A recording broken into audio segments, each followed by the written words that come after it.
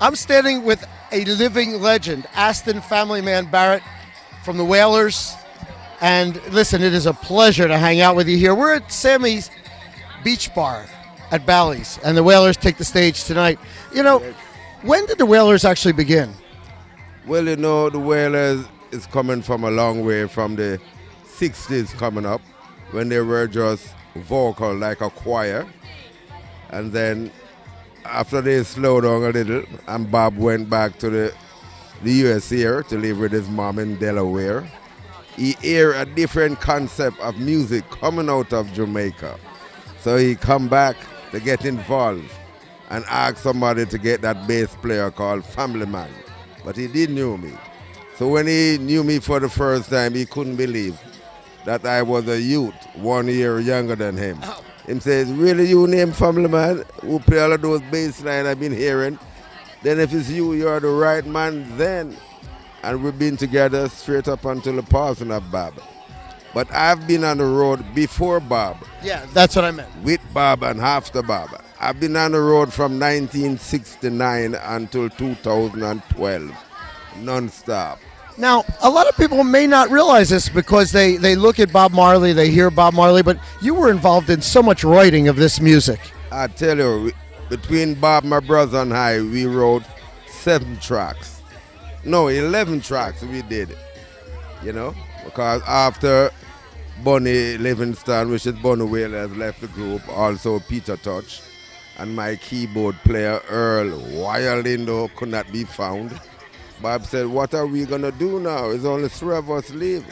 I said, we can do it. Him said, what do you mean? I said, that's the power of the Trinity. So him said, what is going to be my first moves? I tell him that I'm going to arrange a music room, set it up like a little demo studio so that we can tape our new concept of lyrics, melody, and music and listen it before we're ready for the studio. And that's how we came with that album called Natty Dread. And that's the album what made Catch a Fire and Burning began to sell. Very influential in the world of music and reggae. You've defined reggae. Yes, I am the architect of reggae. And I've been fully in control from 1974 until 2012.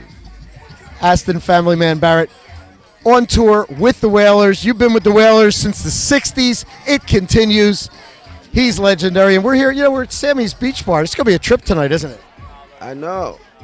'Cause when we come together in the late 60s and we decide to highlight Wailers differently locally with songs like My Cup Is Run It Over, Screwface, Duppy Conqueror and Soul Rebel and Soul Revolution, and then we decide to take it to the next level. And we move out of Jamaica to go on tour and spread the messages 4 corners of the earth. The message is one love.